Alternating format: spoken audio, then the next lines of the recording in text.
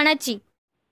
खंडेराजुरी तालुका मिरज येथील ब्रह्मनाथ सर्वसेवा सोसायटीच्या स्वस्त धान्य दुकानातील कारभाराची चौकशी व्हावी अशी मागणी शहाजी पाटील यांनी जिल्हाधिकारी यांच्याकडे केली होती।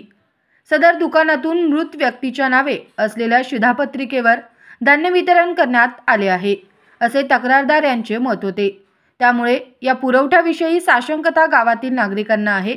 तसेच या ठिकाणी धान्य किती येते, वाटप किती होते, उरलेला साठा कुठे जातो याबाबत शंका उत्पन्न करण्यात आली होती। या पार्श्वभूमीवर आज खंडेराजुरी येथे सायंकाळी पुरवठा विभागातील अधिकाऱ्याने हे रेशन दुकान सील केले। यावेळी सील करतेवेळी मिरज पंचायत समितीचे माजी सभापती आबाजी चव्हाण, उपसरपंच भास्कर आप्पा शिंदे, भाजपचे माजी तालुका अध्यक्ष दिनकर तात्या भोसले, शिवाजी रुपनर, अण्णासाहेब गायकवाड, नितीन कागवाडे, तुकाराम रुपनर, जितेंद्र रुपनर, तान्हाजी चव्हाण, प्रदीप पाटील आदी गावातील प्रमुख मंडळींसह नागरिक मोठ्या संख्येने उपस्थित होते। नमस्कार, मी विनोद कोळी, राहणार खंडेराजुरी तालुका मिरज।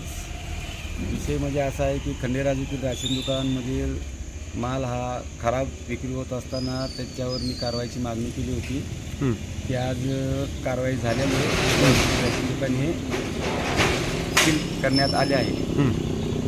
त्यामध्ये अनेक प्रकारचे घोटाळे होते, मय्यत व्यक्तींचे बी 10-10 वर्षे राशन चालू होते, असा प्रकार होता।